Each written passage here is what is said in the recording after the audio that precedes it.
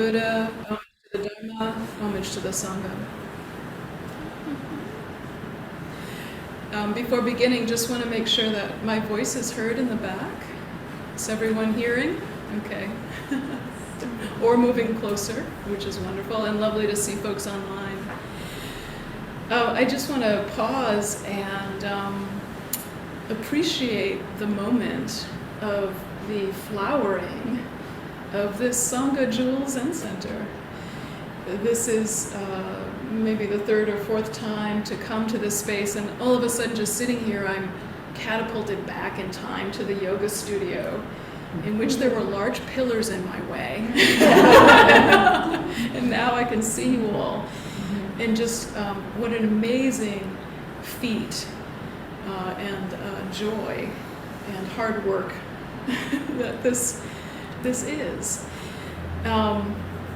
Yeah, just feel very, very touched, very touched. So, yeah, tonight I want to play with a koan with you all.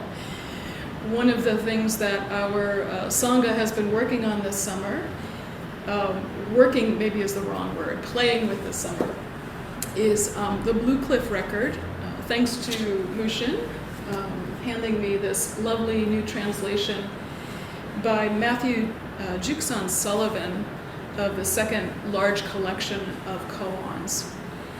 And I thought it would be lovely in the summer to have something light and playful and joyous that we so need at this time in the world, this stage of the pandemic and all of the troubled waters in which we swim. So the title of this collection is The Garden of Flowers and Weeds, which is a title that basically sums up our life of practice, our human life. And it calls to mind that line from the Genjo Koan that says, "And yet, in attachment blossoms fall, and in aversion weeds spread." This a garden we live in of the things we love, that we lose, and the things that repel us that keep growing and proliferating. It's the human world of samsara. And yet it is in this very garden of flowers and weeds in which we awaken without leaving the garden. So there is another view of these flowers and weeds. When we are in non-opposition, those flowers and weeds are the gate. I'm calling to mind the most excellent Dharma I just received, I believe last Saturday, in the Seido. And I'm not going to give it away because Taigen, who led us in an improv class, highly recommended for all Zennies, gave us the teaching of, and it comes with a balloon, I'm not going to reveal it, the teaching of yes and. The teaching of yes and, which is such a powerful entry into the receiving of this life and the work of the koan. Yes and. On the farm, sometimes flowers become weeds, and weeds become flowers. We have a field of creeping buttercup, which one time someone from England probably thought, look at this pretty yellow flower. I think I'll bring it to this country. And then it proliferated and took over from the native ranunculus. And I'm thinking of the weedy daisies out at the farm. And when children come, they love to braid them into little garlands that they put around their heads. Weeds become flowers, and flowers become weeds. So that's just a little prelude into the koan tradition that I want to open up tonight. These stories in the Zen tradition that we've inherited, these enigmatic exchanges from teachers and students, are so beautiful and powerful. And I'm not sure, at least in my training in the Soto school, that we've really given them their due. They can be so frustrating and baffling that often we turn away or want a quick explanation. But it is essential that we train in koan work, because our very tradition to take a vow to free all beings is a koan. The precepts, each one of them, are a koan. This human life is a koan. We call that Genjo koan. So why not understand really what is the koan teaching us? Because we can learn from them in such surprising ways. The koan helps us to get beyond the usual ordinary thinking that we swim in all the time. The limited conclusions that we've drawn about the world and ourselves that we're not even aware of, and move us into something, on one hand, that is incredibly intimate, so intimate. Move us closer to the felt sense of being human, to our own pain and joy, to a release of our burdens. And at the same time as becoming most intimate, they open up to the broadest and the deepest view at the same time. So they are worth a look into.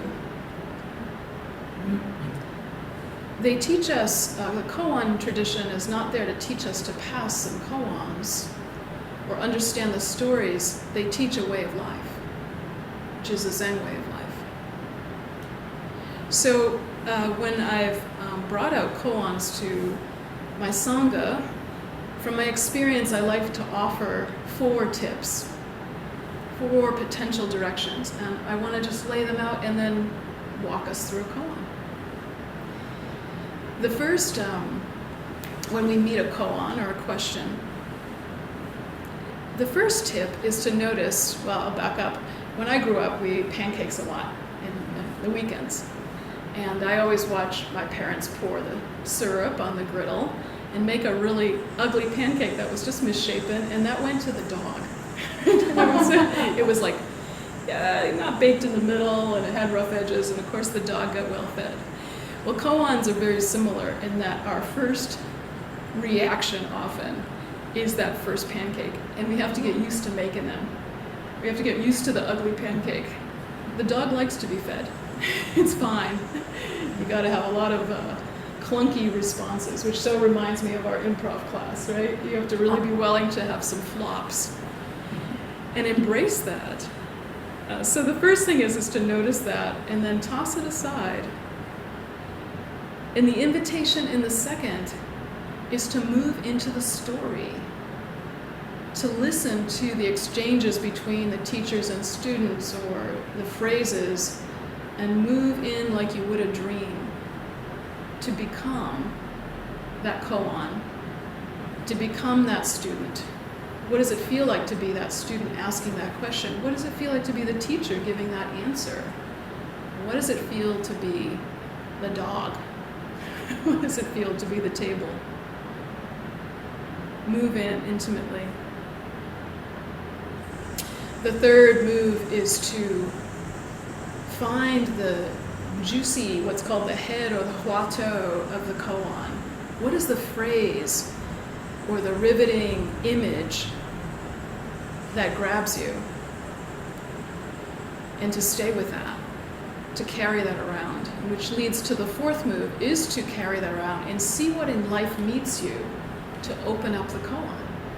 Because the koan is not there to teach us what we already think we know. That's pretty easy. The koan's there to show us perhaps what we've forgotten, a deeper intuition. It is not there to tell us we're stupid or can't do koans. It's there to help us remember what we already know and to get out of the way. There's a kind of listening that goes on, so you have to spend some time with them. You have to spend some time. So I'll read a koan tonight, which I thought was appropriate for the moment here in the building of this bridge called Sangha Jewel Zen Center. And it's a koan that our group worked on last week, so we've batted it around a bit. This is case 52 of the Blue Cliff record, and it's called the Bridge of Zhaozhou. Bridge of Zhaozhou. A monk asked Zhaozhou, "For a long time I've heard about Zhaozhou's bridge of stone, but now that I'm here, I see just a rickety plank." Zhaozhou said, "You see just the plank. You don't see the bridge." The monk said, "What's the bridge?" Zhaozhou said, "It lets asses cross, it lets horses cross." So I'll read that again. A monk asked Zhaozhou, "For a long time I've heard about Zhaozhou's bridge of stone, but now that I'm here, I see just a rickety plank." Zhaozhou said, "You see just the plank. You don't see the bridge." The monk said, "What's the bridge?" Zhaozhou said, "It lets asses cross, it lets horses cross."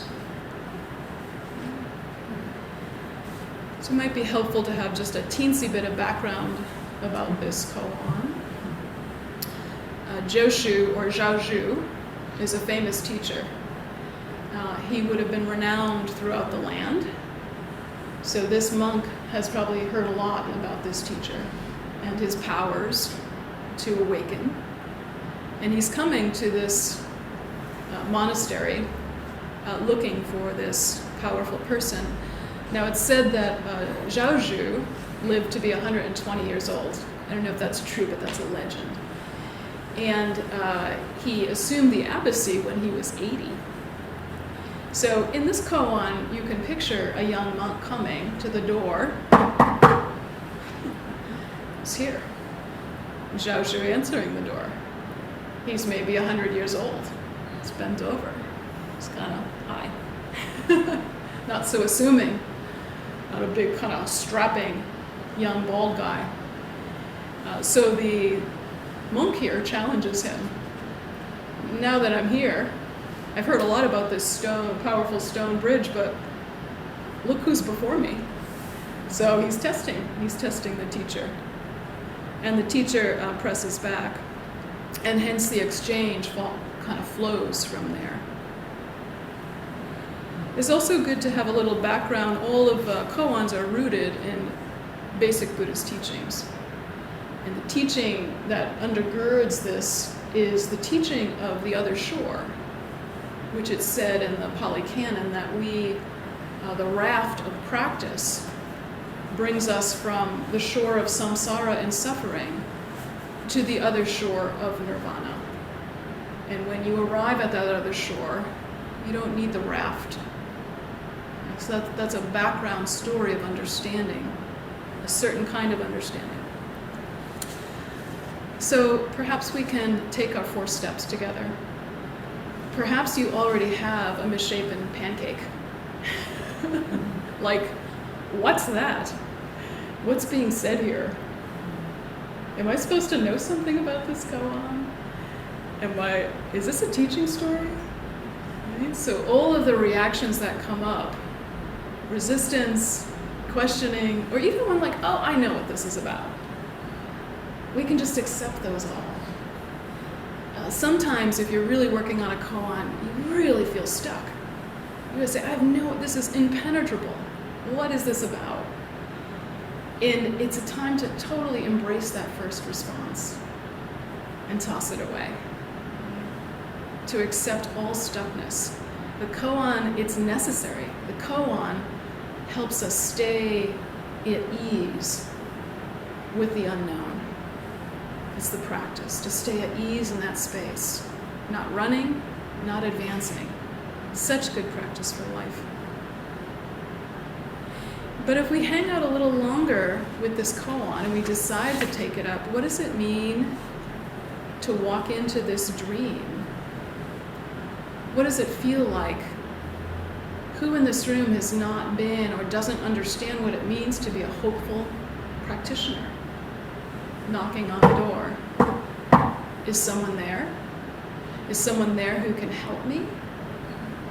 And what does that person look like or supposed to look like? What is it like to be the monk or the student in this story? To be disappointed. I thought this was supposed to help me. I thought you were supposed to help me. We can experience that and get more intimate with what it's like to be this practitioner. My teacher, Kyogen, told me a story that he was, and this is true, whenever you build a center, you end up in this role. No one's around, and he's the one who has to fix the toilet one day. The plumbing's gone haywire, so he's, plunger grease on his hands and brow in sweat, and someone knocks on the front door of the Madison house. And something like this, young man comes up and says, "Hi, I'm looking for the Zen teacher here." And Kyogen's like, "Well, that would be me." So the person took one look at him and turned away and walked away. And Kyogen's like, "Okay, missed that one." It's the same story. What are we expecting? And now, to be fair, my blessed teacher Kyogen, I thought a little bit about that when he too. I was like, this guy doesn't get out much. He needs some sun, because I was a kind of young farmer type, and he was a little more pale and introverted. So it checks us. What's our expectations? In Sullivan's unfolding of this koan, he says, there's a tantric Buddhism teaching that says, if you view your teacher as an ordinary person, you will receive the blessing of an ordinary person. Likewise, if you view your teacher as a Buddha, you will receive the blessings of a Buddha. Very interesting, huh? Curious? Check our experience. But also, we don't stop there. What is it like in this story to be the teacher? How many parents in the room have been challenged by your teenagers? You don't know nothing about what it's like, right? What's it like to see that energy and to be calm, maybe or maybe not, maybe not. In this story, the teacher is stable. You get a sense that the teacher stays right there and is not fazed. And I'm remembering another story. I don't know if you heard Chosen tell this one or not. Again, I might be misremembering a few details, but she said one day someone drove up to the monastery, got out for a stay, and said something to the effect of, "I've just had this enlightenment experience and I have something to teach you all." Something like that. And Chosen said in this calmest language, as she's telling the story, she said, "This is going to be interesting." Not like, "Who are you?" She said, "This will be interesting." So again, a teacher who's long practiced, unfazed, allowing everyone, their foibles, their misshapen pancakes, fall flat on your face or dance, it's all okay. It all serves the Dharma. So you can also be the teacher in this story. But here's what it gets interesting, is what is it like when the teacher says asses or donkeys, stubborn animals cross, horses cross. What's it like to be the horse in practice? What's it like to be a horse in practice? I'm looking at the horsewoman. I'm half horse. Yes, right? So if we were in class, right, she'd have to show me. What's it like to be charging, to just be in the flow, to feel in your game and strong, right? In the middle of sesshin when you're flowing through. What's it like to be, who doesn't know being a stubborn horse in Zen? I don't want to go. Do I have to stay at this sesshin? Who are these people? The bridge lets donkeys and horses cross. But now it gets even more interesting to dream into this. Who knows what it's like to be an ass? Yes. Yes. There's this is comes from dream work. So now look at the other elements of this dream. How are you the bridge in this moment? What does it mean to be the bridge? And what does it mean to be the waters that are crossed? So this is a way we walk into a koan and we open it up rather than close it down. Koan is like a painting or poem that we can keep walking back into and make it alive. It's personal. It's in our lives. This is our practice lives. and why we can come back to koans again and again throughout a lifetime of practice. They're not put away. We come back and we see, oh, now I see some other dimension. What's it like to be this bridge?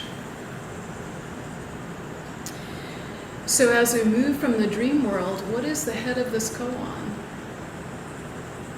Well, the student asks it in here. What is the bridge? What would it be like to carry this koan throughout the week? What is the bridge? And to see how you're met. So I was sitting in my garden today, and I said, what is the bridge? And down flew two lovely hummingbirds chasing each other to get at the crocospia. What is the bridge? I walk in and someone says, hi Seido, so good to see you here at Sangha Jewel. What is the bridge? I'm sitting on this Sabaton. What is the bridge? I'm challenged by a student. What is the bridge? I hear bad news. What is the bridge, right? Keep going again and again. What is the bridge? What is the bridge? We repeat the head of the koan, and we trust that the world meets us. That's what it means to hang out with a koan, to hang out with the head of the koan.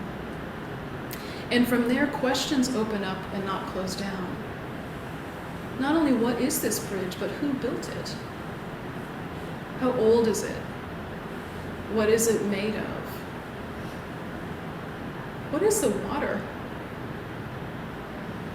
What's it crossing? Do I know will I know when I've gotten to the other side? Again, opening it up.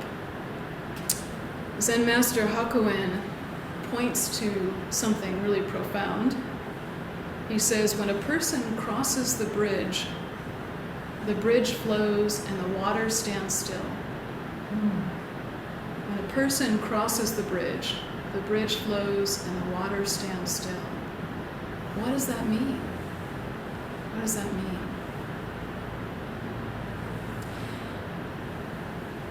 This way of life, if we practice with koans, all of a sudden everything really becomes a koan. Every question, unanswerable question in life. Every paradox that calls for a third position. Not this, not that.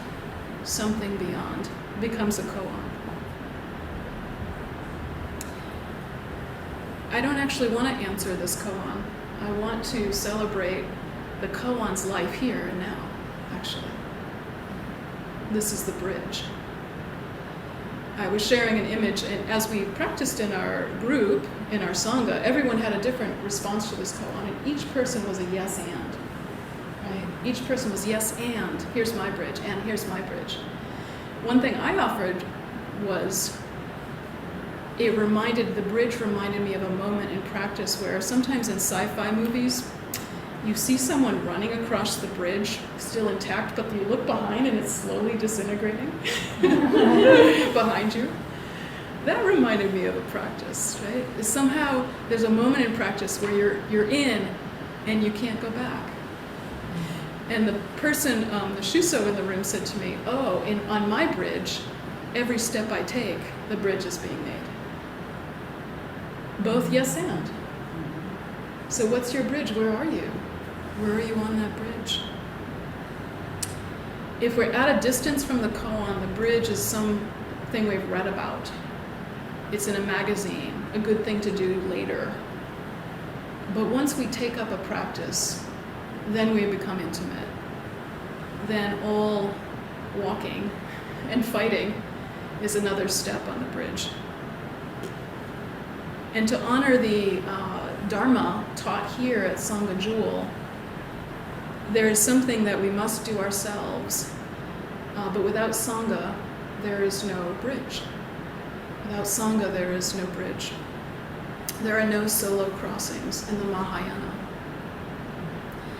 So I want to just share a few capping verses, which is kind of an expression. We like to write some haiku or tanka in our Sangha to just capture where we are in the moment.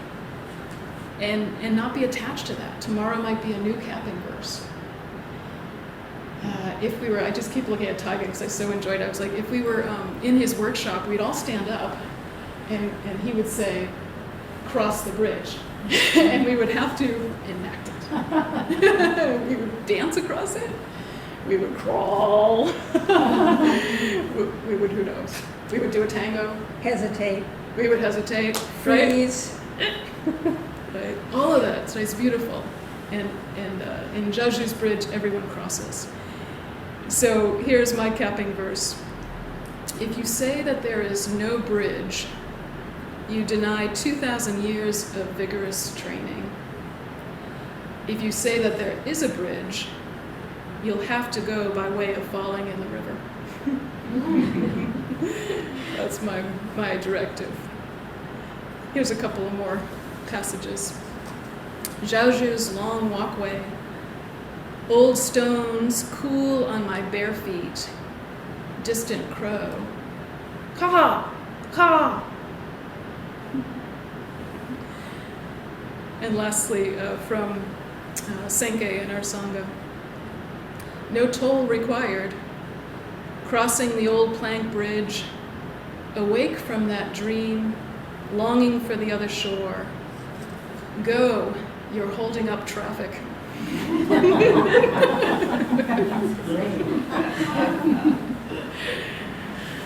Carry on. Thank you so much. You're welcome.